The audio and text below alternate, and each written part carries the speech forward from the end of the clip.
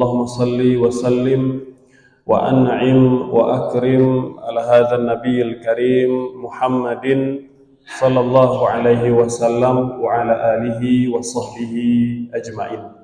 Hadirin hadirat Bapak Ibu yang Allah muliakan, assalamualaikum warahmatullahi wabarakatuh.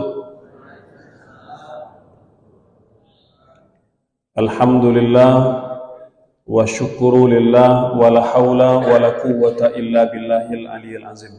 Bapak Ibu yang Allah muliakan, pada pagi ini kita melanjutkan kajian dari tema kita yang terakhir seputar hakikat doa yang mustajab, ya. Jika pada pertemuan terdahulu kita sudah menguraikan ada 10, ya. Ada 10 kondisi, keadaan dan tempat doa yang mustajab, ya. Maka pada bagian yang kedua ini kita akan menjelaskan tempat atau kondisi apa saja doa menjadi mustajab. Hadirin Bapak Ibu yang Allah muliakan, untuk memudahkan kita memahami bahwa berbicara doa yang mustajab setidaknya itu terbagi pada 3 kategori, ya. Kategori yang pertama, doa yang mustajab disebabkan waktu. Jadi ada waktu-waktu yang mustajab, ya. Yang kedua, ada doa yang mustajab karena keadaan atau kondisi, ya. Kemudian yang ketiga, ada doa yang mustajab karena tempat dan lokasi kita berada. Nah, ini 3 pembagian doa yang mustajab, ya. Hadirin Bapak Ibu yang Allah muliakan, selanjutnya kita akan uraikan kapan saja atau dalam kondisi apa saja doa seseorang itu menjadi doa yang mustajab, ya. Poin yang ke-11, ya, ini mungkin sempat kita uraikan pada pertemuan yang terdahulu. Di antara doa yang mustajab adalah da'watul walad as-salih liwalidayhi, ya. Doa anak yang soleh untuk orang tuanya, ya. Jadi kalau kita masih memiliki orang tua, maka gunakan kesempatan untuk berdoa, ya. Jadi doa itu tidak menunggu orang tua kita wafat, Bapak Ibu sekalian. Jadi jangan sampai kita berpandangan doa itu hanya untuk orang yang telah wafat. Jadi orang tua masih hidup kita jarang mendoakan. Padahal, ya, doa itu diberikan baik kepada orang tua kita yang telah wafat, apalagi mereka masih hidup, ya. Ini diantara doa yang mustajab sebagaimana yang disabdakan oleh baginda mulia Muhammad sallallahu alaihi wasallam, apabila meninggal seorang anak Adam, maka terputuslah seluruh peluang dia beramal melainkan 3 perkara. Di antaranya adalah doa anak yang soleh, gitu, ya. Jadi kata para ulama, meskipun konteks hadis ini berbicara tentang amal jariah orang yang telah wafat, bukan berarti doa kepada orang tua itu menunggu mereka wafat, ya. Bahwa ternyata banyak di antara para sahabat Nabi yang justru mendoakan orang tuanya tatkala mereka masih hidup, gitu, ya. Nah, ini doa yang mustajab. Yang berikutnya adalah doa orang yang terbangun di tengah malam atau di waktu malam. Da'watun man ta'ar minal laili. Jadi Bapak Ibu sekalian, kalau kita kaget bangun tengah malam, itu jangan cuma bangun lalu tidur lagi, ya. Itu di antara waktu yang mustajab. Kalau kita kaget bangun entah karena suara tertentu, ya, ada benda jatuh atau ada barang yang jatuh, atau mungkin tiba-tiba hujan deras di waktu malam, ya, atau mungkin anak kita membangunkan kita, ya, maka gunakan kesempatan bangun di malam hari itu untuk berdoa, karena itu di antara waktu yang mustajab, ya. Kata Nabi, tidak seorang pun yang bangun di tengah malam atau terkaget bangun di tengah malam lalu dia bertasbih atau membaca zikir la ilaha illallah wahdahu la syarikalah lahul mulku wa lahul hamdu wa huwa ala kulli syai'in qadir, ya. Lalu dia membaca subhanallah wa la ilaha illallah wallahu akbar wala haula wala quwwata illa billah, lalu dia berdoa, kata Nabi. Apa yang dia baca? Allahumma ghfirli, ya Allah ampuni dosa-dosaku, ya. Atau apapun yang dia minta, ustujibalahu, maka pasti akan diperkenankan. Jadi kalau bangun di malam hari, ya, pada malam-malam yang akan datang, kita tidak lupa untuk berdoa, Bapak Ibu sekalian, karena bangun kaget di malam hari itu adalah waktu yang mustajab untuk kita berdoa.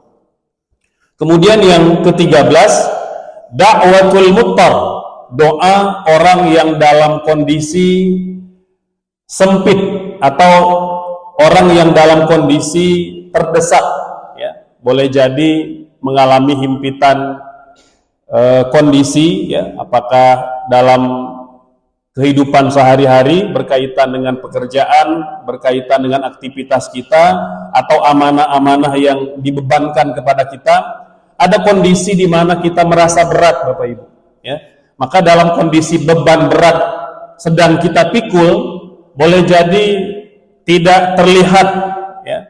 Ada kondisi kita bisa keluar dalam kondisi itu secara mudah, itu diantara waktu yang mustajab untuk kita berdoa. Jadi kadangkala kita menghadapi kondisi sepertinya berat sekali, ya, untuk kita pikul, dan hampir mustahil ada jalan keluarnya. Maka Bapak Ibu sekalian, Allah berfirman, amman nujibal muttar idza da'an, ya. Maka siapakah yang dalam kondisi terdesak, dalam kondisi yang sempit, lalu dia berdoa, maka pasti kami akan perkenankan, gitu, ya. Nah, ini diantara waktu atau kondisi doa yang mustajab. Berikutnya, doa yang mustajab, Bapak Ibu sekalian, ini dalam adab berdoa. Jadi kalau berdoa itu kita menyebut nama-nama Allah yang mulia, Asmaul Husna. Da'watun man da'a bismillahil a'zam. Jadi doa orang yang menyebut nama-nama Allah yang agung, nama-nama Allah yang mulia, ya. Jadi dari mulai Ar-Rahman Ar-Rahim, ya, ada 99 nama diuraikan dalam Al-Quran dan dalam hadis Nabi. Itu dapat kita gunakan sebagai mukadimah berdoa, Bapak Ibu sekalian. Dan upayakan kalau menyebut nama Allah, sesuaikan dengan permintaan kita, ya. Maka memahami makna nama-nama Allah itu penting, ya. Kita ingin diberikan kelapangan, ya Ghani. Kita ingin minta diberikan kasih sayang kepada anak-anak kita, ya Rahman, ya Rahim, ya. Kita minta ditolong menghadapi kezaliman, ya Jabbar, ya. Kita minta Allah mungkin memberi hukuman kepada orang yang menganiaya kita, ya Muntaqim.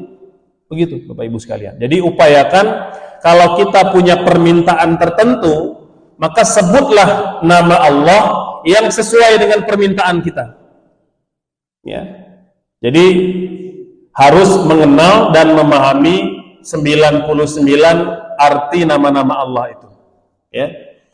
Ustaz, tapi saya belum hafal atau belum mengerti semua. Kalau belum mengerti semua, sebut nama-nama Allah yang kita sudah hafal dan yang sudah kita mengerti saja, gitu, ya. Jadi bahkan Bapak Ibu sekalian, hanya menyebut ya Rabb saja itu sudah memenuhi syarat doa yang mustajab, ya. Jadi di antara kebiasaan Nabi itu kalau berdoa, beliau menyebut atau memanggil Allah dengan kalimat ya Rabb, ya Rabb, ya Rabb. Beliau ulang berkali-kali. Dalam beberapa hadis diulang sampai 4 kali, Bapak Ibu. Ini menunjukkan kalau kita punya hajat tertentu, selain mengulang permintaan kita, juga mengulang-ulang menyebut nama Allah, Ya, perbanyak menyebut nama-nama Allah Subhanahu wa taala. Kemudian doa yang mustajab berikutnya adalah doa pada sepertiga malam yang terakhir.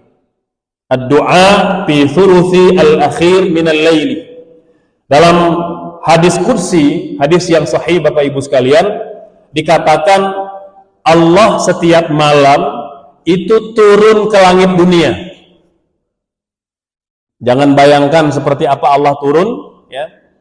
Kita imani saja, ya, bahwa Allah itu mendekati hambanya, walaupun Allah sudah dekat. Ya. Kata Allah, Allah itu lebih dekat daripada urat leher kita, gitu. Ya, jadi sangat dekat. Kalau nadi kan di pergelangan tangan, tapi kalau urat leher, nadi yang di leher ini itu udah paling dekat Bapak Ibu sekalian. Ya. Maka kata Nabi dalam hadis kursi, Allah turun pada setiap malam ketika tersisa sepertiga malam yang terakhir. Jadi kalau malam itu kira-kira 12 jam dibagi 3, sepertiga terakhir itulah doa yang sangat mustajab Bapak Ibu sekalian. Ya, jadi kalau 12 dibagi 3 berapa? Ada 4 gitu ya. Jadi kalau kita anggap jam 6 itu adalah awal pagi, maka tinggal mundur ke belakang 4 jam. Itu jam berapa itu? Jam 2. Ya. Jadi jam 2, jam 3 itu waktu yang terbaik Bapak Ibu. Ya, waktu yang terbaik untuk kita berdoa gitu. Kata Allah dalam hadis kursi, man yad'uni fa'astajibulah. Siapa yang malam ini berdoa, pasti aku perkenankan. Man yastaghfiruni, barang siapa yang memohon ampun kepadaku, fa'aghfirulah, aku akan ampuni. Ya. Wa man yas'aluni fa'uti, barang siapa meminta pasti aku beri. Gitu. Jadi yang berdoa dikabulkan, yang memohon ampun diampuni, yang meminta diperkenankan. Ya. Jadi kalau kita punya hajat-hajat yang istimewa, itu sampaikanlah di waktu-waktu yang istimewa pula. Jadi jangan sampai kita ingin doa dikabulkan, tapi doanya disampaikan di waktu-waktu yang biasa-biasa aja. Nggak bisa Bapak Ibu. Kalau kita punya permintaan yang luar biasa, waktunya pun harus luar biasa. Berdoa di waktu pagi, siang itu semua orang bisa melakukan. Jadi tidak spesial. Berdoa di waktu orang sulit bangun Bapak Ibu, itu justru waktu yang terbaik. Karena tidak semua orang itu Allah berikan kemampuan untuk bangun di waktu malam. Ya, jam 2, jam 3 itu, ya. Kalau sekarang mungkin subuh sudah lebih awal, ya, kita mungkin bangun sejak jam 1, itu lebih sulit lagi. Gitu, ya. Tapi ternyata itulah waktu yang terbaik untuk kita berdoa, memohon ampun dan meminta kepada Allah. Ya, jadi kalau kita punya permintaan yang spesial, waktunya pun harus spesial, Bapak Ibu. Ya, jadi jangan waktunya standar-standar saja. Ya, waktu di mana orang bisa melakukan kebanyakan. Jadi carilah waktu di mana memang tak banyak orang yang mampu melakukannya, karena kita punya permintaan yang khusus. Ya. Selanjutnya doa duburis shalah al-maktubah, doa setiap atau di penghujung sholat fardu, gitu ya. Nah, dalam bab ini memang ulama punya dua pandangan. Ya.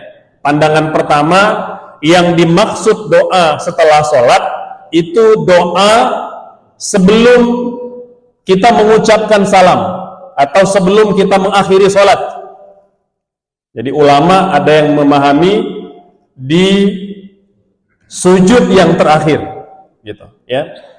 Nah, ini tentu dalam konteks kalau kita sholatnya sendiri Bapak Ibu sekalian. Karena kalau kita sholatnya berjamaah, kita terikat nanti dengan adab-adab berjamaah, di mana imam tidak boleh sholat terlalu panjang di atas kemampuan makmum rata-rata, ya. Dan makmum juga tidak boleh memanjangkan sujud terlalu lama sampai tertinggal rukun sholat, karena dia terikat dengan perintah imam.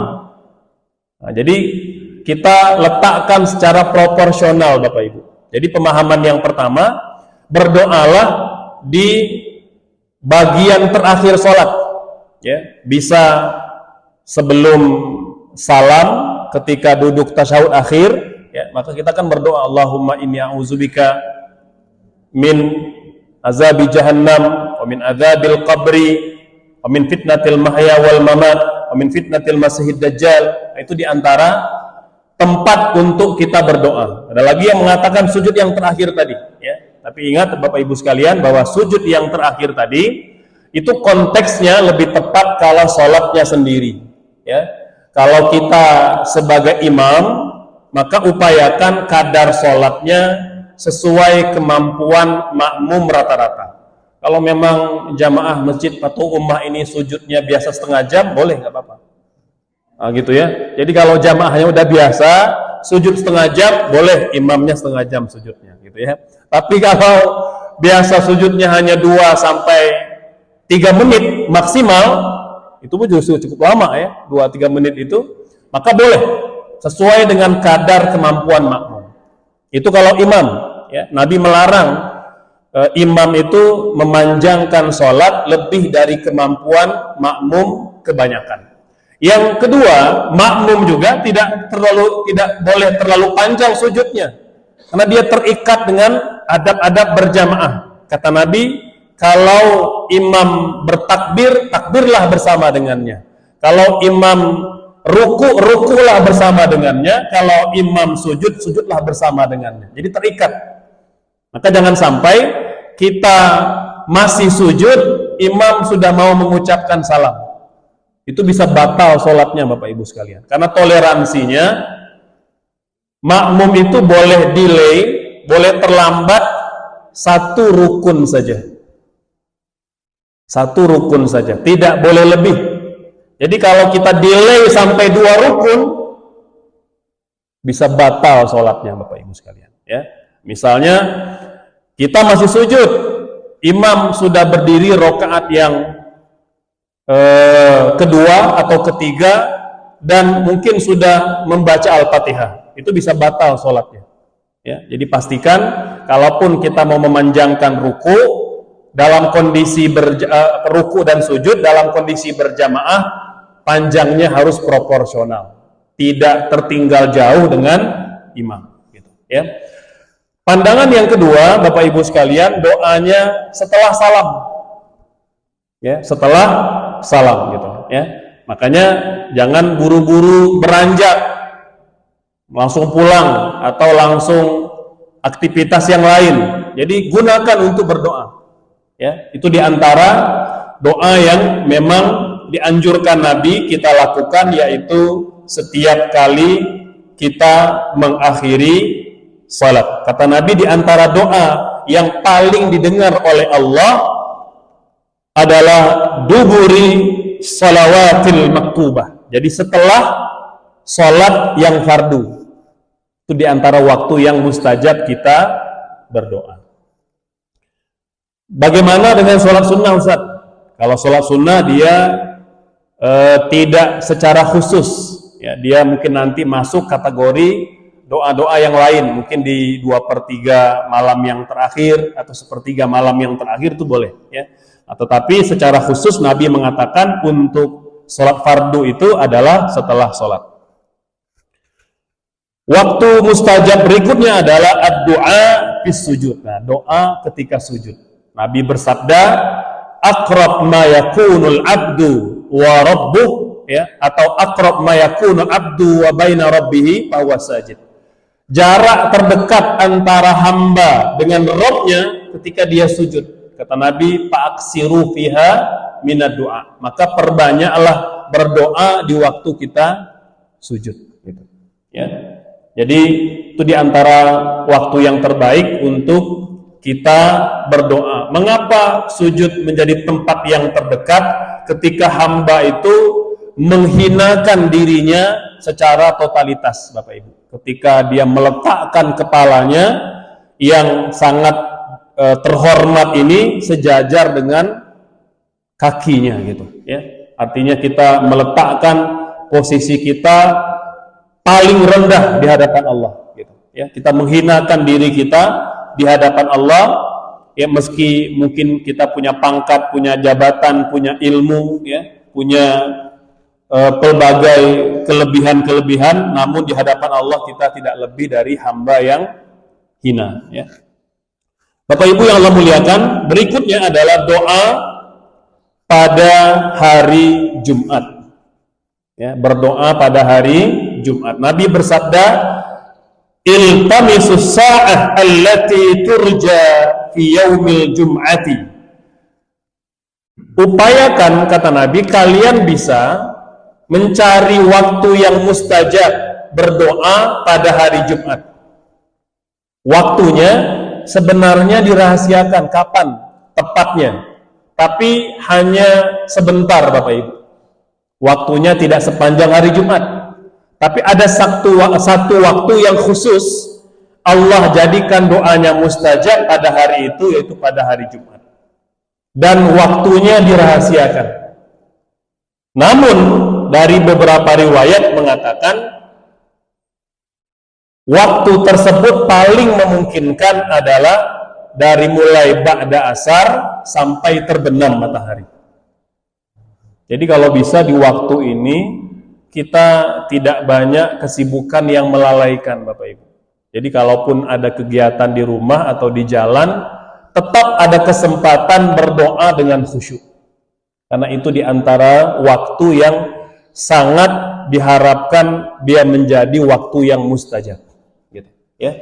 Nah ini Bapak Ibu pada hari Jumat, gitu, ya. Selanjutnya ad-du'a indal adzan atau ba'dal adzan, ya. Ini doa setelah mengumandangkan azan.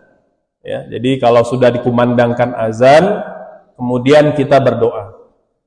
Itu diantara waktu doa yang mustajab. Ya, jadi jangan sampai kita melalaikan doa setelah azan dikumandangkan. Berikutnya, doa inda liqa'il adu, berdoa ketika sedang berhadapan dengan musuh. Ini dalam konteks peperangan, ya. Nah, seperti rakyat Palestina hari ini, ketika mereka berhadapan langsung dengan musuh, gitu ya, justru itu waktu yang mustajab, Bapak Ibu sekalian, ya, karena boleh jadi ajal mereka sudah di depan mata. Nah, di waktu itulah doa hamba itu sangat mustajab, gitu, ya. Nah, dalam konteks kita hari ini ya boleh jadi tatkala seseorang itu berhadapan dengan bahaya, ya, apakah ada orang yang mau menganiaya kita, ya, atau menyakiti kita, kata ulama ini masuk kategori doa yang mustajab, gitu. Jadi kita tidak pernah merasa takut selain kepada Allah, gitu, ya. Berikutnya ad-du'a inda nuzulil matar, berdoa ketika turun hujan, terutama Bapak Ibu hujan yang deras, ya, hujan yang deras, ya. Doa yang Nabi ajarkan, Allahumma sayyiban nafi'a, ya Allah turunkan hujan ini hujan yang bermanfaat, karena ada hujan yang datang sebagai azab Bapak Ibu, ya. Dulu Allah mengazab umat-umat terdahulu dengan hujan juga, tapi akhirnya menjadi banjir bah, ya. Ada hujan yang mendatangkan penyakit, ada hujan yang mendatangkan bencana, gitu ya. Nah, kita tatkala hujan deras atau hujan lebat meminta kepada Allah, Allahumma sayyiban nafi'ah, ya Allah jadikan hujan yang Engkau curahkan kepada kami ini hujan yang bermanfaat, bukan hujan yang mendatangkan mudarat, bukan hujan yang mendatangkan keburukan, bukan hujan yang mendatangkan musibah atau bencana, ya. Kemudian Nabi juga mengajarkan doa ketika hujan itu Allahumma hawalina wala alaina. Nah, jadi kalau kita melihat ya, ini kondisi sedang sangat rentan pada musibah banjir gitu ya, maka ada doa minta hujannya dialihkan. Nah, tapi bukan pawang hujan Bapak Ibu ya, yang pakai ketok-ketok itu bukan itu ya. Nah, itu tidak dari Islam Bapak Ibu. Tapi ada memang doa minta Allah memindahkan hujan, itu ada. Nabi yang mengajarkan, Allahumma hawalina wala alaina. Ya Allah, tolong pindahkan hujan ini ke tempat yang lain, yang di tempat itu membutuhkan hujan, bukan kepada kami. Ya, mungkin kita sedang mengalami banjir di mana-mana, maka tentu secara logika curah hujan yang deras akan menambah parah kondisi banjir. Maka boleh kita berdoa, Allahumma hawalina wala alaina. Ya Allah, tolong pindahkan hujan ini. Ya, tolong pindahkan hujan ini ke tempat yang lebih membutuhkan. Ya, bukan kepada kami gitu. Ya. Wah, boleh nggak Ustaz kalau minta kepada Allah hujannya dipindahkan karena sedang pesta pernikahan gitu misalnya, atau sedang ada acara di lapangan gitu. Kata ulama boleh, diperbolehkan gitu ya, selama tentu kita memintanya dengan beradab kepada Allah Subhanahu wa taala ya. Jadi kata ulama ya, kita bisa misalnya meminta, ya Allah tolong tahan hujan ini sejenak, ini biar ini selesai pesta pernikahannya, itu boleh begitu, tapi dengan penuh adab, tidak nyuruh-nyuruh Allah gitu ya. Jadi itu diantara adab yang Nabi ajarkan tatkala kita minta hujan itu dipindahkan. Jadi tidak perlu pakai sapi gitu ya, tidak perlu pakai ritual-ritual gitu, nggak perlu ya. Kenapa katanya yang rame itu ya di medsos itu ya, kata dia bisa nelpon langsung ke malaikat untuk ngatur hujan. Nah itu kapan malaikat pakai telepon ya, subhanallah ya. Jadi nah ini Bapak Ibu sekalian, jadi Nabi mengajarkan kepada kita ketika hujan yang deras, dan Nabi juga mengajarkan kita untuk minta kepada Allah, minta hujan yang bermanfaat, dan boleh pula minta agar hujan itu dipindahkan atau dialihkan. Selanjutnya adalah doa ketika kumandang azan. Kalau tadi antara azan dan iqamah, ini doa atau membaca tasbih ketika azan dikumandangkan. Ya, makanya Bapak Ibu sekalian, Nabi pernah bersabda bahwa ketika seorang Bilal muazin mengumandangkan azan, maka sepanjang suara azan itu didengar oleh manusia, didengar oleh malaikat, didengar oleh jin, didengar oleh makhluk-makhluk Allah yang tidak bernyawa. Jadi Bapak Ibu, ada makhluk Allah yang tidak bernyawa, pepohonan, bebatuan, sungai, gunung, lembah, dinding, tembok, itu makhluk Allah juga, walaupun mereka tidak bernyawa. Tapi kata Nabi, terdengar sampai ke tempat itu, maka semuanya berdoa memohonkan ampun untuk yang mengumandangkan azan. Itu fadilat yang sangat besar mengumandangkan azan, Bapak Ibu sekalian. Maka sahabat ketika mendengar hadis ini, mereka mengatakan, ya Rasulullah, hebat sekali fadilat orang yang mengumandangkan azan. Lantas apa yang kami dapatkan atau apa yang perlu kami lakukan agar mendapat fadilat yang sama?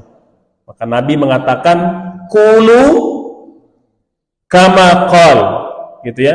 Ucapkan seperti mana yang diucapkan oleh muazin. Gitu ya. Jadi menjawab azan itu banyak fadilatnya, meskipun tidak wajib Bapak Ibu, tapi jangan kita lewatkan. Karena banyak fadilat, diantaranya adalah setiap makhluk-makhluk Allah, baik yang bernyawa atau yang tidak bernyawa, yang terlihat maupun yang tidak terlihat wujudnya, itu mendoakan orang yang mengumandangkan azan dan orang yang mengucapkan kalimat yang sama yang dikumandangkan oleh muazzin. Selanjutnya di antara doa yang mustajab Bapak Ibu sekalian gitu ya, adalah doa ketika kita dalam kondisi yang sangat memprihatinkan gitu ya. Ini seperti mana yang pernah dialami oleh 3 orang yang terkurung di dalam gua.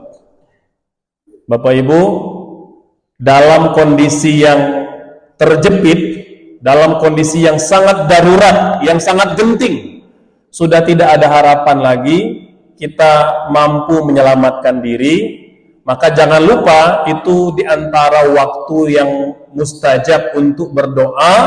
Dan sebelum kita menyampaikan permintaan kita, sebutkan satu amalan seumur hidup kita yang paling istimewa.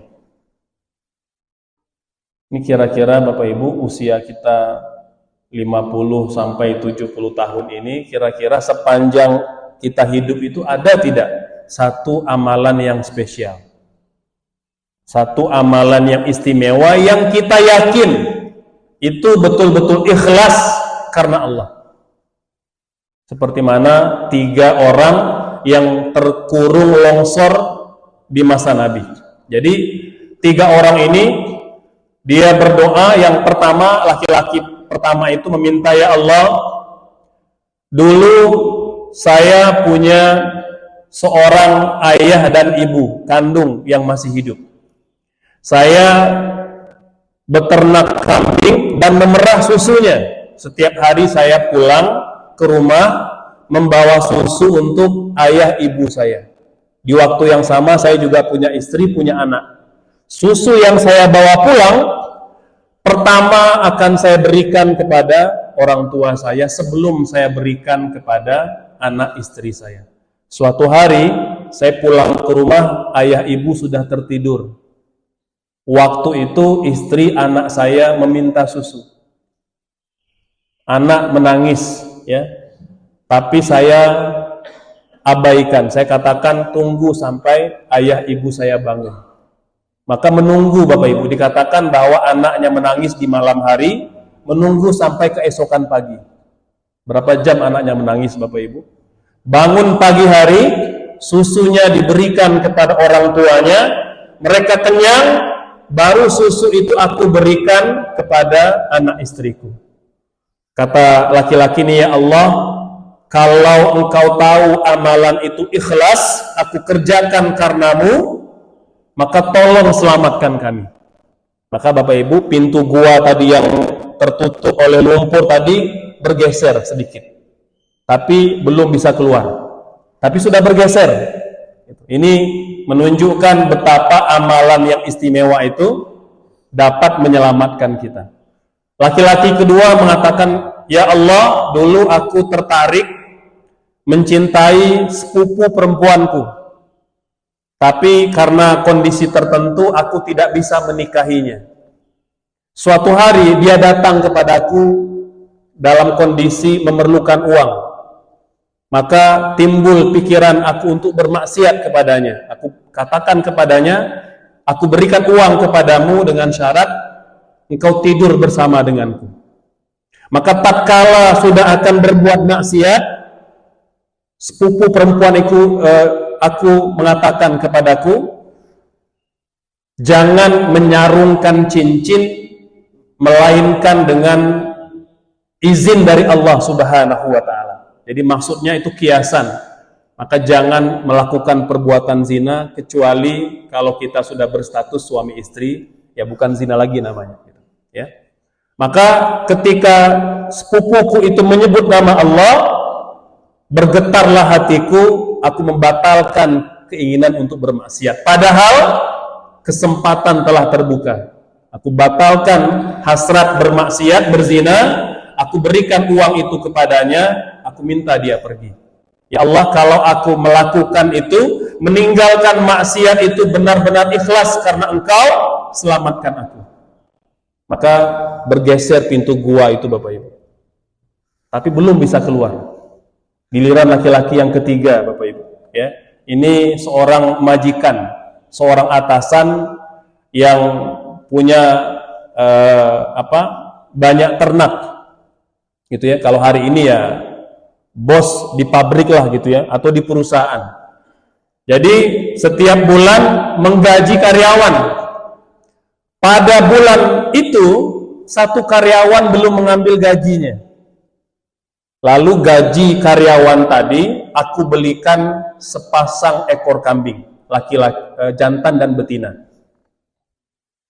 Aku pelihara sepasang kambing tadi, uang dari gaji yang belum diambil karyawan tadi, kambing itu ternyata beranak pinak sampai 100 ekor Bapak Ibu.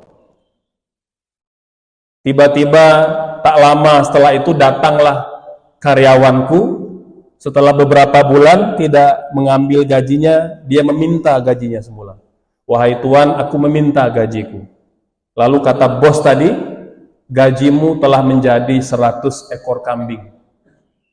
Kata ini bunyi hadisnya, jangan bercanda, aku hanya diberi gaji sekian dan sekian, bagaimana mungkin menjadi 100 ekor kambing? Maka dia menceritakan, gaji yang belum engkau ambil waktu itu, aku belikan sepasang kambing, dan dia beranak pinak menjadi 100 ekor. Ini kambingmu. Maka Bapak Ibu, karyawan tadi mengambil 100 ekor semuanya, tak satu pun yang ditinggalkan. Jadi kalau ya mungkin kalau hari ini ada ucapan terima kasih gitu ya, ini satu saya sisakan, enggak, 100 ekor diambil semuanya. Dan saya merelakannya ya Allah. Kata majikan tadi, ya Allah, kalau aku lakukan itu ikhlas karenamu, maka tolong selamatkan kami. Maka terbukalah pintu gua itu sepenuhnya dan mereka selamat. Ya, maka ulama menyimpulkan dari hadis yang sahih ini, dalam kondisi yang genting kita harus punya amalan yang dapat. Nah, kira-kira selama kita hidup sudah punya belum tuh? Ya. Tidak harus satu Bapak Ibu. Ya, kalau punya banyak alhamdulillah. Tapi yang memang kita paling yakin itu amalan yang paling ikhlas. Yang tidak ada pamrih kepada manusia. Ya, itu diantara doa yang mustajab yang dapat kita panjatkan, yang kita minta kepada Allah Subhanahu wa Ta'ala. Ya. Demikian Bapak Ibu sekalian, ya, penjelasan seputar doa-doa yang mustajab baik dari segi kondisi, keadaan maupun tempat. Ya, semoga Allah mengijabah doa-doa kita. Wallahu alam, mungkin barangkali ada di antara Bapak Ibu yang mau bertanya, kita persilakan. Mangga Ibu, silakan.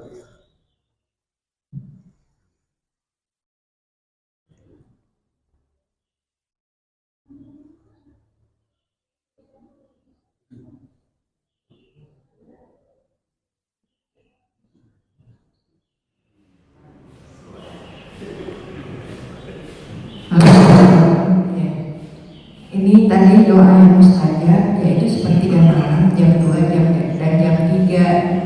Sementara misalnya saya bangun jam 2:30, kemudian keluar di toilet dan terdengarlah azan yang menunjukkan untuk tahajud, biasanya begitu ada. Ritual untuk tahajud itu misalnya mulai jam 3. Nah, pada saat itu kami berdoa, di mana tadi dikatakan hanya sepertiga malam itu jam 2, jam 3. Nah, kalau lewat dari jam itu, misalnya saya berdoanya itu di akhir sholat, misalnya ya setiap setelah tahajud, apakah itu masih bisa disebut mustajab itu Ustaz? Ya. Dan ritual yang lainnya biasanya setelah sholat tahajud itu berdoa lagi, macam-macam keinginannya supaya dikabulkan doanya itu. Nah, lewat dari jam itu biasanya sampai setengah 4 atau jam 4 kurang, itu kan sudah lewat dari doa mustajab, kan itu yang disebut. Demikian, terima kasih. Assalamualaikum warahmatullahi wabarakatuh. Baik, Bapak Ibu sekalian, jadi sepertiga malam yang terakhir itu tidak semata-mata di awalnya, ya, meskipun itu di antara waktu yang mustajab. Jadi kalau kita bagi 3 malam itu, maka sepanjang sepertiga yang terakhir itu doanya mustajab, Ibu. Bahkan dalam beberapa hadis Nabi mengatakan sampai berkumandang azan subuh. Sampai berkumandang azan subuh. Maka di waktu tahajud, mulai nanti masuk waktu sahur sampai berkumandang azan, itu doanya mustajab. Ya, jadi kita boleh pilih di antara waktu-waktu itu. Ya, semakin panjang kita berdoa, semakin kita berdoa di waktu-waktu yang sulit, ya, maka semakin besar kemungkinan doanya diijabah oleh Allah Subhanahu wa taala, ya. Nah, jadi kalau kita hitung, anggaplah dari jam 2 sampai jam 4 itu doa yang mustajab gitu ya. Maka sepanjang jam 2 sampai jam 4 itu kita boleh berdoa di waktu itu, ya. Nah, jadi Bapak Ibu sekalian, karena ketika Nabi mengatakan doa di sepertiga malam yang terakhir tidak semata-mata di jam 2 itu, tapi sepanjang jam 2 sampai berakhir malam dengan tanda masuknya waktu subuh atau terbit fajar, gitu Ibu, ya. Mangga barangkali ada yang lain, silakan. Ya, mangga Bapak, silakan.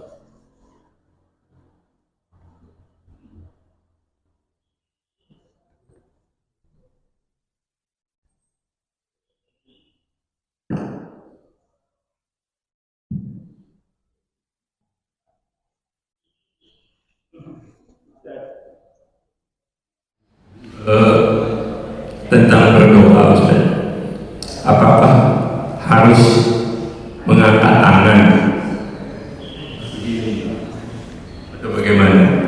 Sekarang viral di medsos kalau khotib berdoa Jumatan itu kita dilarang.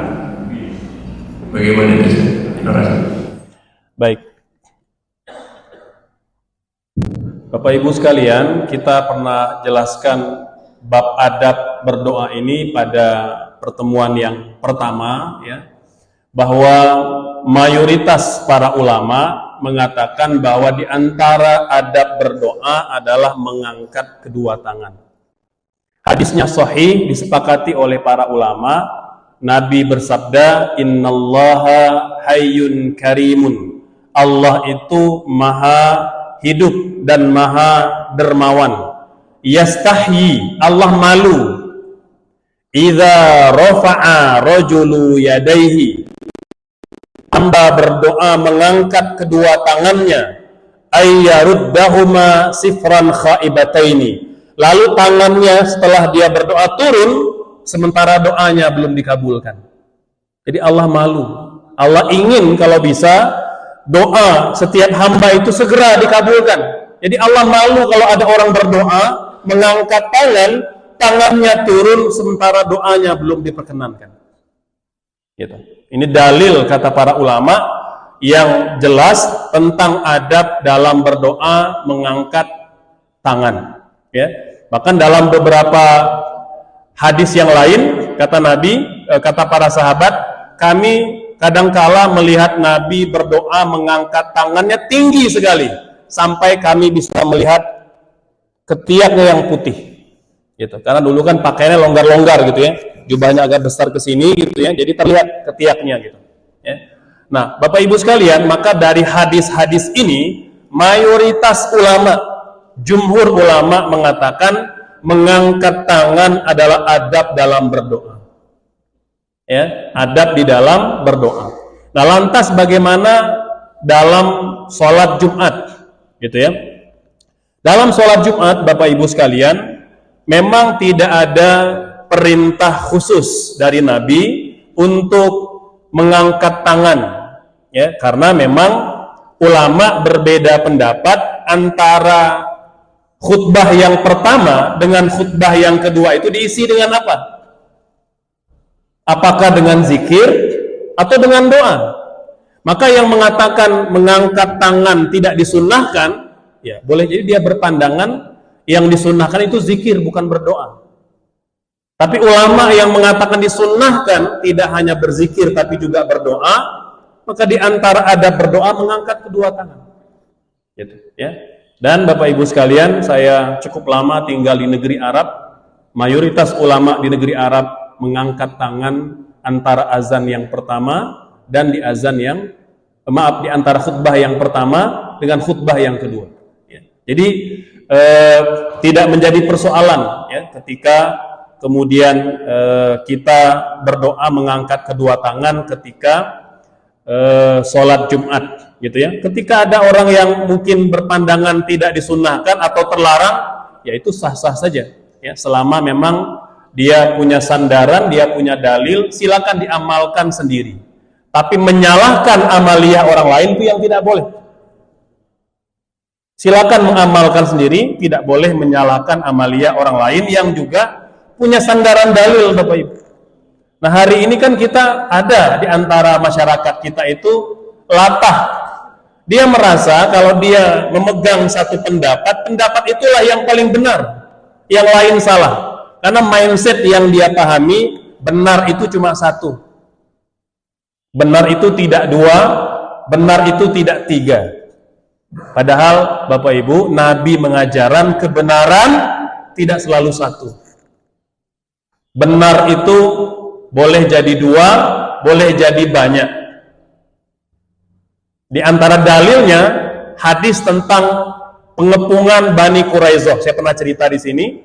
Nabi mengatakan kepada para sahabat ketika menyuruh sahabat berangkat ke Bani Quraizoh, orang Yahudi, kepung bentengnya orang Yahudi di Bani Quraizoh itu karena mereka berkhianat, berkonflot untuk menyakiti Nabi dan para sahabat. Lalu kata Nabi, tak seorang pun yang sholat asar kecuali setelah sampai di Bani Quraizoh. Berangkat sahabat ba'da zuhur karena jauh tempatnya, ya. Kemudian di tengah jalan berkumandang azan asar. Sebagian sahabat mengatakan, kita lanjut ke Quraizoh. Nabi melarang kita berhenti sholat asar kecuali nyampe di Bani Quraizoh. Kelompok kedua mengatakan, oh tidak, kita harus berhenti. Nabi mengatakan itu bukan melarang kita sholat, Nabi nyuruh kita cepat-cepat. Karena Nabi pernah mengatakan sebelumnya, amal yang paling utama sholat di awal waktu. Maka pecah dua kelompok. Satu kelompok lanjut ke Quraizoh, satu kelompok lagi nyari rest area, jadi tempat istirahat, sholat asar, Bapak Ibu. Pengepungan selesai, Bani Quraizoh diusir dari Madinah. Dua kelompok tadi datang ke Nabi, minta diputuskan. Ini siapa yang benar, siapa yang salah? Karena mereka masih berpandangan yang benar cuma satu. Maka Nabi mengatakan, yang lanjut berangkat ke Quraizoh, laqad asaba amri, telah memenuhi perintahku. Yang berhenti di tengah jalan, sholat asarnya di jalan, laqad asaba sunnati, telah menjalankan sunnahku. Nabi tidak menyalahkan, Bapak Ibu. Nabi mengatakan ada dua kebenaran. Nah, ini yang harus kita pahami. Jadi sah-sah saja kita mengamalkan satu amalan, kita tidak mengangkat tangan ketika Jumatan, tapi jangan menyalahkan amalia orang lain. Karena amalia orang lain juga punya sandaran. Dan karena era sosmed, Bapak Ibu, ya, di mana setiap orang itu punya hak berbicara, bersuara, dia punya panggung sendiri, gitu ya. Nah, jadi karena itulah akhirnya ya siapapun orang kadangkala yang tidak punya kapasitas ilmu pun berbicara agama, gitu. Satu contoh lagi, Bapak Ibu, hadis sahih. Ada sahabat Nabi sedang haji. Dia sa'i dulu baru tawaf. Ibu-ibu kalau haji umroh tawaf dulu atau sa'i dulu, ibu-ibu? Pernah nggak sa'i dulu? Pernah nggak sa'i dulu baru tawaf? Sahabat tadi mengatakan, ya Rasulullah, saya sa'i, laqad sa'aitu qabla an atuf. Saya sa'i dulu sebelum tawaf, saya lupa. Kira-kira apa jawaban Nabi, Bapak Ibu? Kata Nabi, la ba'sa wa la haraja. Tidak ada apa-apa dan tidak mengapa. Subhanallah. Jadi dalam hal-hal tertentu ada banyak yang kita perlu pelajari dalam agama ini. Dia ada kelonggaran-kelonggaran, Bapak Ibu. Dia tidak fix gitu ya. Dia tidak selalu rigid dan ketat gitu.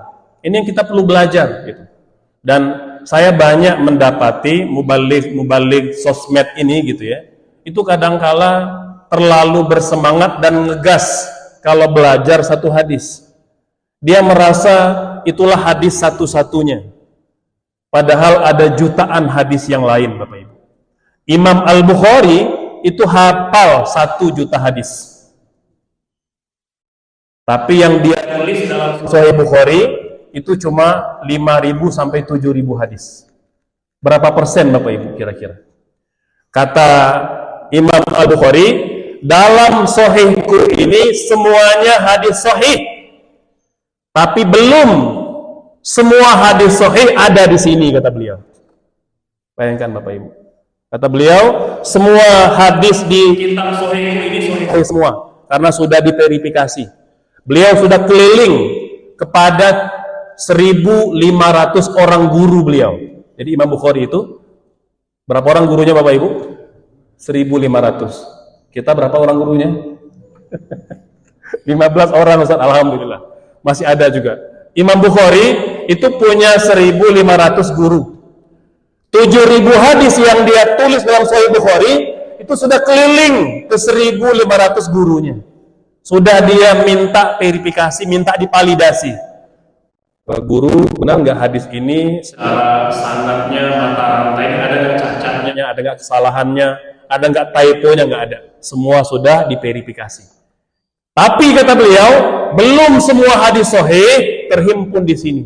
Ada banyak hadis di luar sana, Bapak Ibu. Nah, inilah perlunya kalau kita belajar itu jangan setengah-setengah gitu, ya. Dan jangan merasa kita yang paling sunnah sendiri. Kita yang paling tahu hadis sendiri. Padahal baru belajar 10 hadis, Bapak Ibu. Merasa udah 10 hadis itu yang lain itu neraka semua itu. Ini saya pemegang kunci surga gitu karena sudah belajar 10 hadis. Ini yang tidak boleh, Bapak Ibu sekalian. Jadi kembali ke persoalan tadi. Nah, besar kemungkinan Bapak Ibu kita berhusnuzon yang ada di sosial media itu ya kebanyakan mereka yang gegabah. Tidak sabar, Bapak Ibu. Ya, tidak sabar untuk belajar, untuk lebih banyak lagi berguru gitu ya. Jadi tidak mungkin ya karena ingin cepat menyampaikan gitu ya. Padahal boleh-boleh aja dia menyampaikan, tapi adabnya kalau kita belum menguasai semua hadis, kita perlu beradab menyampaikan. Menurut pandangan saya yang saya pelajari, ada hadis yang mengatakan tidak ada doa pada sholat Jumat dan mengangkat tangan. Tapi boleh jadi, itu begitu adabnya. Boleh jadi ada pandangan lain. Itu begitu adabnya, Bapak Ibu. Wallahu a'lam. Mangga, barangkali ada yang lain? Ya, silakan Ibu. Ya. Bismillah, Assalamualaikum warahmatullahi wabarakatuh. Waalaikumsalam. Pertanyaannya di luar dari tema, Pak Ustaz. Apa perbedaan antara pemahaman Islam dengan Ahmadiyah? Apakah pemahaman Ahmadiyah dibenarkan dalam Islam? Terima kasih. Baik, Bapak Ibu sekalian, Ahmadiyah ini muncul di India. Ya. Mereka meyakini bahwa memang tidak ada nabi setelah Nabi Muhammad. Tapi ada orang yang ditunjuk untuk melanjutkan dakwah beliau yang bernama Mirza Ghulam Ahmad, gitu ya. Jadi Mirza Ghulam Ahmad, ya kalau dalam konteks kita sebagai Muslim ya Imam Mahdi nanti yang akan keluar. Dia bukan nabi yang terakhir karena Nabi Muhammad lah Nabi yang terakhir. Imam Mahdi itu hanya menegaskan, gitu ya, mengajak umat kembali kepada agama yang lurus. Tapi dalam doktrin Ahmadiyah tidak semata-mata itu, ya. Bahkan Mirza Ghulam Ahmad itu sudah menetapkan syariat. Ada beberapa syariat yang dia ajarkan. Padahal sepakat para ulama, syariat sudah ditutup ketika Nabi telah wafat dengan berakhirnya turunnya wahyu. Ya. Jadi ulama dunia sudah memfatwakan Ahmadiyah bukan dari Islam. Begitu pula ulama Indonesia, baik Majelis Ulama Indonesia, Nahdlatul Ulama, Muhammadiyah, Persis, dan semua ormas-ormas Islam yang legal di Indonesia ikut mengesahkan dan mengaminkan Ahmadiyah adalah aliran yang menyimpang, bukan dari ajaran Islam, gitu ya.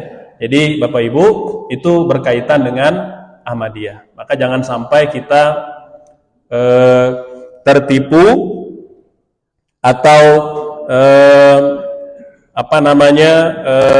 dimanipulasi pemahaman kita oleh gerakan Ahmadiyah ini. Dan ada ya gerakan-gerakan yang serupa dengan Ahmadiyah dengan pelbagai bentuknya, gitu ya. Jadi kita menolak Ahmadiyah dan menegaskan bahwa dia termasuk aliran yang menyimpang, bukan dari Islam. Itu Ibu. Ya. Masih ada Bu Ibu, Bapak-bapak sekalian? Enggak, Pak, silakan. Mengenai doa mustajab pada asar, Ya. apakah boleh diisi dengan pengajian? Apakah itu termasuk bid'ah atau masih bisa diteruskan, Pak Ustaz? Ya. Terima kasih. Ya. Baik, Bapak Ibu sekalian, ba'da asar itu boleh kita isi dengan pengajian, ya. Boleh kita isi dengan kegiatan-kegiatan yang bermanfaat. Di sela-sela itu kita berdoa. Jadi bukan tidak boleh ada kegiatan, boleh. Kita boleh bertani, kita boleh ngasuh cucu, boleh ada family gathering di rumah, boleh. Tapi kita juga sambil berdoa. Itu begitu, ya. Melakukan kegiatan-kegiatan di waktu tertentu secara umum ulama memperbolehkan selama kita tidak meyakini dia sebuah syariat. Misalnya kita mengatakan pokoknya ba'da asar hari Jumat harus ada pengajian. Kalau tidak satu RW berdosa. Nah, itu nggak boleh. Ya, jadi kalau memilih waktu-waktu tertentu boleh-boleh saja. Mau ba'da asar, mau sebelum asar boleh, ya. Kita mengadakan pengajian-pengajian. Apakah termasuk bid'ah? Ya, kalau yang kita pahami bid'ah itu kan sesuatu yang belum pernah terjadi dilakukan pada masa Nabi. Iya, bid'ah. Tapi tidak semua bid'ah itu tercela, ya. Karena banyak sesuatu yang belum terjadi di masa Nabi dilakukan pada hari ini, dia tidak tercela. Contoh ya pengajian yang kita lakukan pada subuh ini, gitu ya. Jadi pengajian yang dilakukan di masa Nabi itu tidak khusus pada hari-hari tertentu. Jadi kadangkala ya secara acak saja. Kadang di hari Selasa, kadang di hari Rabu, kadang di hari Jumat, gitu ya. Nah, kita bikin jadwal Sabtu Ahad misalnya. Itu bid'ah, ya bid'ah. Belum ada di masa Nabi. Apakah tercela? Tidak. Ya karena sesuatu yang belum pernah ada dilakukan pada masa Nabi boleh kita lakukan selama dia mendatangkan kebaikan dan manfaat dan kita tidak meyakini itu bagian dari syariat dan tak bertentangan pula dengan ketentuan agama, gitu ya. Termasuk Bapak Ibu sekalian, ketika Nabi itu punya satu kebiasaan. Jadi ini nyambung dari apa yang Bapak tanyakan. Boleh nggak Ustadz kita mengkhususkan waktu hari tertentu untuk melakukan amalan? Contoh, baca Yasin malam Jumat. Nah, gitu ya. Meskipun memang ada hadisnya juga, gitu ya. Walaupun hadisnya dhaif, gitu ya. Nah, namun secara umum kata ulama kita boleh melakukan satu amalan khusus di hari tertentu. Apa dalilnya? Contohnya Nabi, Bapak Ibu. Nabi punya satu kebiasaan setiap hari Sabtu sholat zuhurnya di Masjid Quba. Setiap hari Sabtu. Padahal tidak ada perintah agama, tidak ada perintah Quran, dan Nabi juga tidak memerintahkan. Hanya kebiasaan Nabi aja. Setiap hari Sabtu, waktu duha jam 9-10, berangkat ke Masjid Quba, masjid yang pertama dibangun dalam sejarah dakwah Nabi sebelum Masjid Nabawi. Ya. Kemudian beliau menunggu sampai zuhur di Masjid Quba. Kata ulama, Nabi mengkhususkan amalan pada hari Sabtu. Berarti kita juga boleh mengkhususkan amalan pada waktu tertentu. Misalnya apa? Silaturahim keluarga di kampung pada pagi Lebaran. Itu mudik Lebaran itu bid'ah, Bapak Ibu. Nabi pagi Lebaran tidak berangkat ke Mekah itu. Dia tetap di Madinah. Bid'ah, bid'ah, betul bid'ah.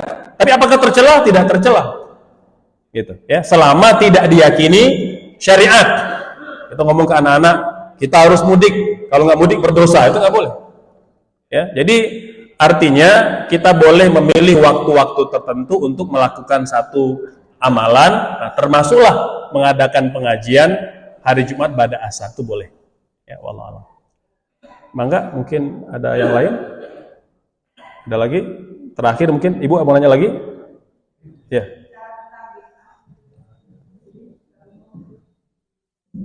Bid'ah itu kan dilarang, haram gitu ya. Sementara kan kita tidak tahu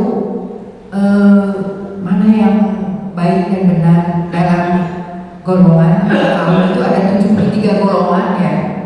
Katanya yang diterima oleh Allah nanti suatu saat hanya satu kaum yang diterima. Sementara yang 72 ini tidak diterima. Dalam hal ini saya jadi bingung ya tentang bid'ah. Itu berarti harus menggali ya ilmu-ilmu agama. Nah sementara kami kan orang awam tahunya jangan melakukan ini bid'ah. Ini harus melakukan ini. Jadi sebagai orang awam yang beragama Islam, bagaimana baiknya menurut Ustaz? Terima kasih. Baik, Bapak Ibu sekalian, singkat saja ya. Yang pertama terkait dengan pemahaman bid'ah. Jadi mayoritas para ulama, baik salaf maupun khalaf, ulama terdahulu maupun hari ini, itu sepakat mengatakan bid'ah terbagi dua. Al-bid'atu bid'atan. Seperti mana kata Imam Asy-Syafi'i, ada yang mahmudah, yang terpuji, ada yang mazmumah, yang tercela. Mana yang terpuji? Yang terpuji ini yang dia sebenarnya punya sandaran kepada dalil Quran ataupun hadis, baik umum maupun khusus, dan dia tidak bertentangan dengan syariat. Sementara yang mazmumah, yang tercela, yang bertentangan. Contoh, boleh nggak istighfar 1000 kali, Bapak Ibu? Bid'ah, karena Nabi tidak melakukannya. Nabi istighfar itu hanya 100 kali saja. Bid'ah. Dia tercela atau terpuji, Bapak Ibu? Terpuji. Bid'ah artinya Nabi tidak melakukannya. Tapi apakah dia terlarang? Tidak. Karena Nabi mengatakan perbanyaklah istighfar. Jadi yang mau istighfar 1000 kali, 1 juta kali, silakan. Boleh enggak kita misalnya sholat sunnahnya lebih dari yang Nabi lakukan? Nabi biasanya sholat sunnahnya 12 rakaat rawatib ditambah 11 sholat malam dan witir, berarti berapa itu? 30 berapa itu ya? 12 ditambah 11 berapa? 23. Jadi sholat sunnah Nabi itu 23 sampai 25 rakaat sehari semalam. Pertanyaannya, boleh nggak kita sholatnya 100 rakaat sehari semalam? Bid'ah. Ya betul bid'ah. Nabi tidak melakukan. Tapi apakah terlarang? Tidak. Karena Nabi mengatakan, wahai sahabatku, maukah kalian aku tunjukkan satu amalan yang kalau kalian lakukan mengangkat derajat, menghapus dosa. Kata sahabat, mau ya Rasulullah. Kata Nabi, perbanyaklah sujud. Artinya dia masih punya akar pada hadis-hadis Nabi, walaupun tidak secara spesifik gitu. Jadi bid'ah Bapak Ibu tidak kita generalisir. Ada satu kelompok kecil di masyarakat kita memahami itu, kita hargai saja. Tapi tadi lagi-lagi silakan Anda berpendapat seperti itu, tapi Anda tidak boleh memaksakan pendapat mayoritas ulama di dunia hari ini yang mengatakan bid'ah terbagi dua.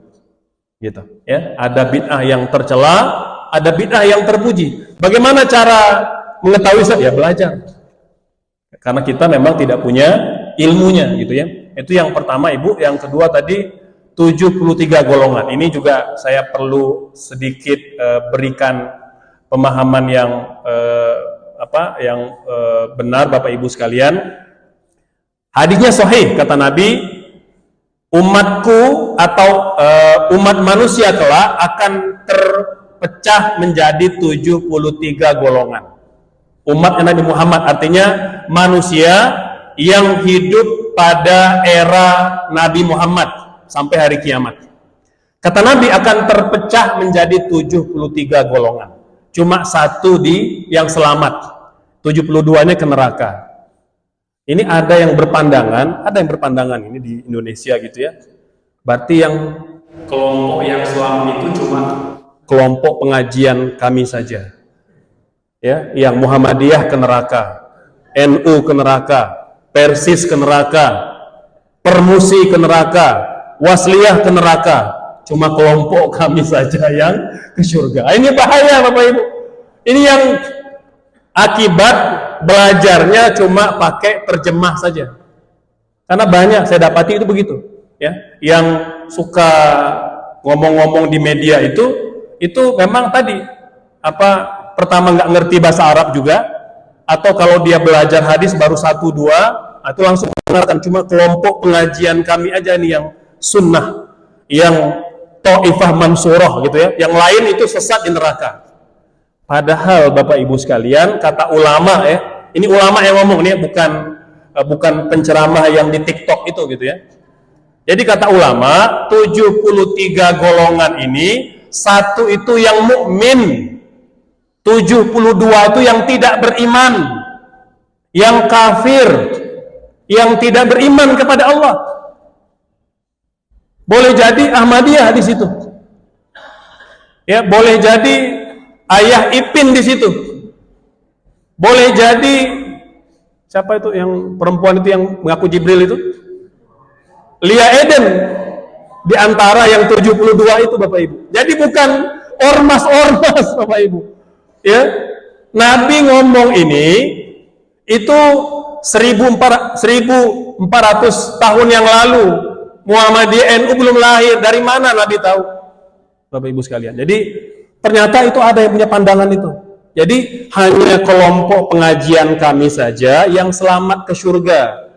Ya, yang 72 itu sesat semua. Dan disebut Bapak Ibu, kan viral rame itu di Sumatera Barat. Yang dia mengatakan NU sesat, Muhammadiyah sesat, Persis sesat. Yang ke surga itu cuma kelompok pengajian dia aja. Nah gitu ya. Nah, itu nanti silakan cari itu mana kelompok itu tuh. Nah, itu hati-hati gitu ya. Nah, ini walaupun kelompok ini sedikit Bapak Ibu, sangat sedikit dia. Teman dia vokal karena banyak duitnya, banyak sosmednya gitu ya, banyak mubalingnya, begitulah kira-kira gitu ya. Nah, jadi saya tidak sebut, nanti silakan Bapak Ibu cari sendirilah gitu. Itu banyak di sosmed gitu ya. Jadi kalau ngaji itu biar jelas, biar tuntas ya. Kadangkala ini terakhir Bapak Ibu sekalian, banyak juga yang tidak benar ngajinya atau kuliahnya. Itu salah satu nidai yang suka mengatakan ormas-ormas yang lain sesat, cuma dia aja yang benar. Itu dulu Bapak Ibu ya. Dia kuliah dengan saya di Kairo. Saya kenal orangnya. Saya nggak sebut nama, cuma ingin ngasih clue aja gitu ya. Di Kairo, dia ini anak band Bapak Ibu. Jadi mantan anak band. Nyampe di Kairo, kuliah di Al-Azhar, dia nggak kuliah. Sehari-hari ngeband Bapak Ibu. Jadi kalau ada acara kegiatan mahasiswa dia ngeband.